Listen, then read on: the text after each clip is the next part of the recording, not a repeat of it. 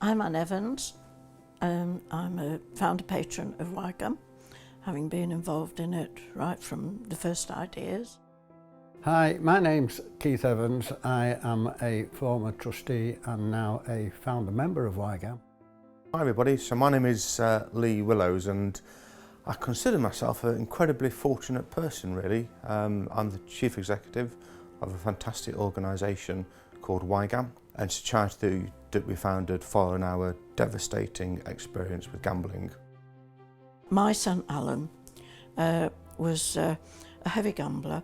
He started as a teenager in gambling on slot machines, and that just seemed just ordinary teenager activity. But once he'd started work, he was always running out of money.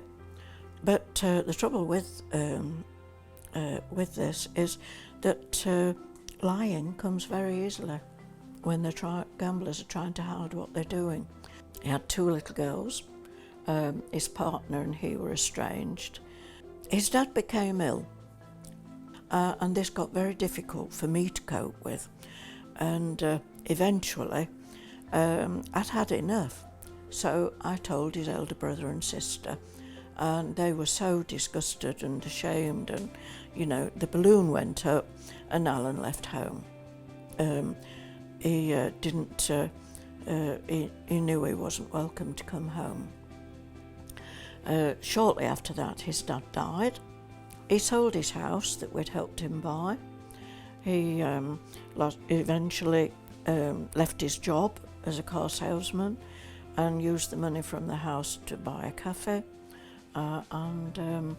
Unfortunately then, all the money from the cafe went into the bookies next door, and that all collapsed as well on him.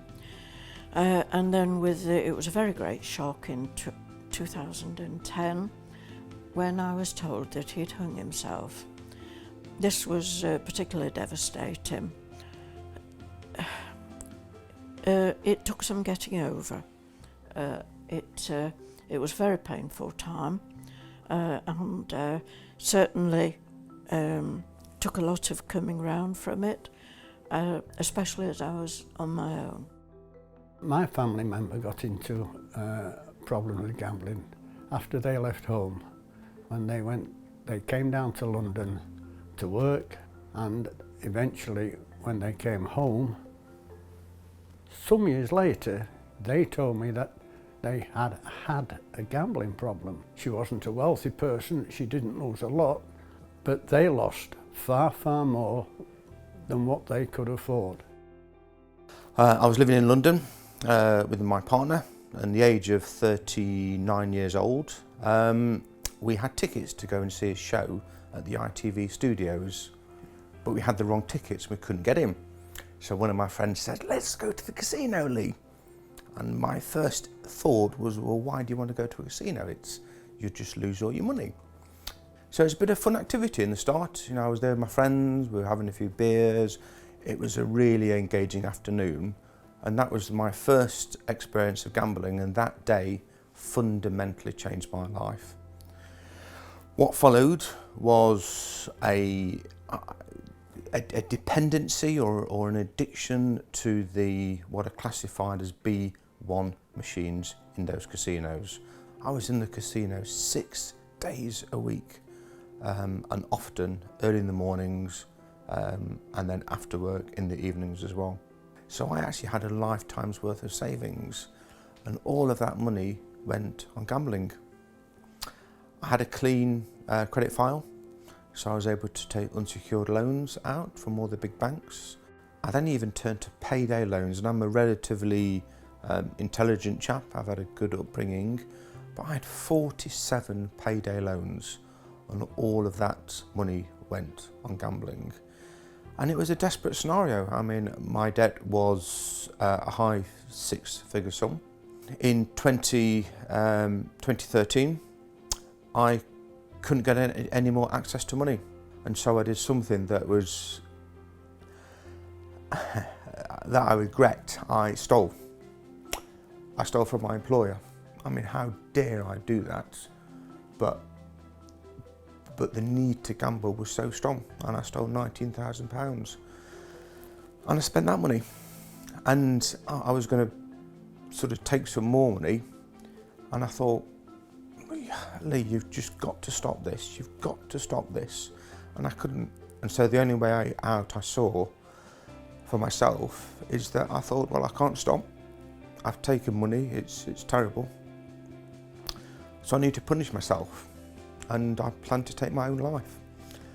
I was going to do it, and my phone went, and it was my mum. She left, good old mums. She left me a voicemail, and that then triggered me, for some reason, just to think for a moment about what I was going to do. And the first thing I did, I actually rang up the chairman of the organisation that I used to work for, and he was the first person that I told I had a gambling addiction to. Obviously I told my parents, obviously I told my partner. There was a huge fallout in the family. It almost tore the family apart, and how dare I put that upon the family. You know, I was the golden boy of the family, but now I was nothing. And it took a lot of strength from those around me to help me to rebuild my life. I had to go through a criminal justice process, obviously, and appropriately, for the money that I stole.